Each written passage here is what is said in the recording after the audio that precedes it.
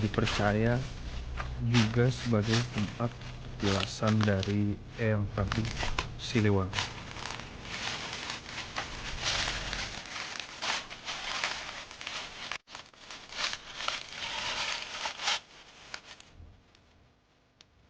Seperti yang kita lihat di sini, masih penuh dengan bebatuan, dan katanya di dalam sini itu bisa sampai 30 meter luasnya.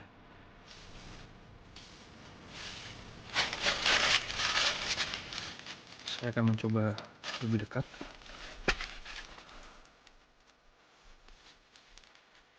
Mitosnya di sini katanya kalau ada yang masuk ke dalam, di dalam akan melihat hal yang indah-indah.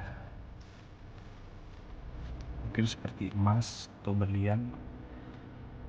Itu yang kalian akan lihat kalau masuk ke dalam sini, mitosnya. Memang tanah ini dipercaya sebagai tanah Pajajaran yang merupakan tempat kerajaan dari Eyang Prabu Siliwangi yang hilang beserta dengan kerajaannya begitu saja. Makanya banyak sekali mitos yang berkembang di masyarakat. Gua ini masih dipenuhi dengan batuan, dan saya melihat di dalam seperti pasir yang agak basah. Mungkin karena kondisi gua yang lebih dalam dari permukaan tanah, sehingga keadaan di dalam mungkin lebih lembab daripada keadaan di luar.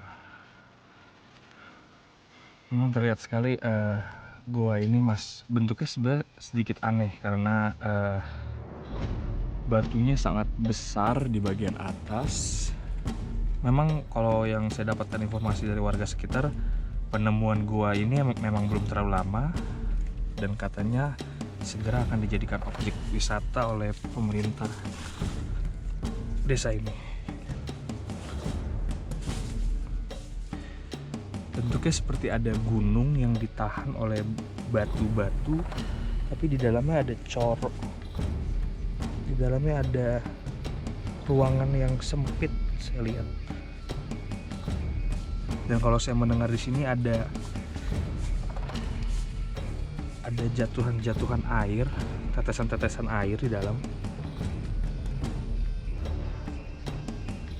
Saya mendengar ya pemirsa.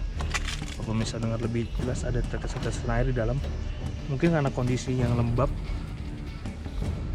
atau memang ada mata air di dalam, saya kurang tahu.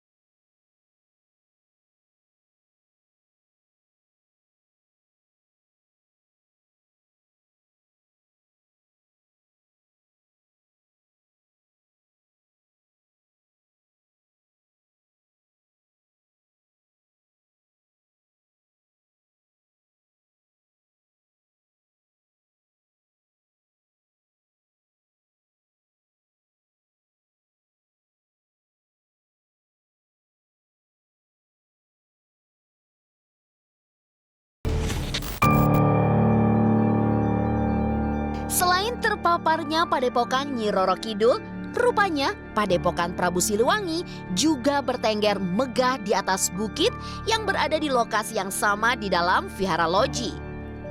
Bahkan dalam padepokan tersebut, konon katanya juga sering dijadikan tempat untuk ritual khusus bagi para pengunjung yang datang.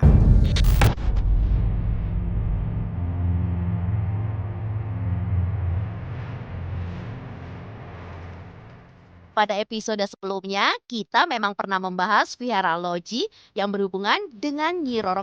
Dua macan putih ini memiliki sifat menjaga, sehingga konon mustika ini memiliki manfaat untuk perlindungan diri. Dan yang kelima, keris naga runting. Keris ini sangat indah dan menawan. Keris naga runting memiliki pilang naga dan gagang yang berbentuk manusia. Konon, keris ini merupakan senjata tempur Prabu Siliwangi.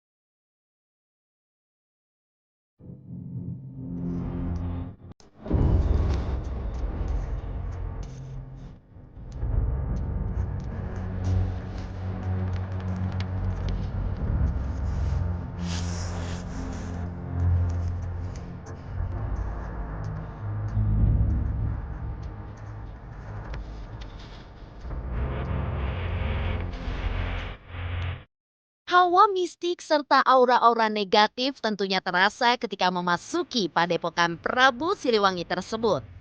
Bahkan, konon katanya, lantaran seringnya dijadikan tempat ritual, hal-hal aneh pun kerap muncul dalam ruangan yang dibangun khusus sebagai padepokan Prabu Siliwangi ini.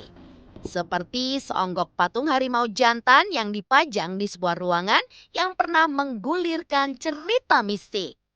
Di mana cerita itu bermula ketika ada seseorang yang sengaja menempatkan patung baru harimau betina di sebelah patung harimau jantan.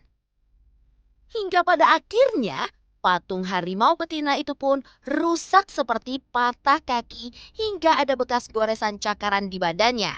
Setelah kurang lebih 1 minggu bertengger di sebelah patung harimau jantan.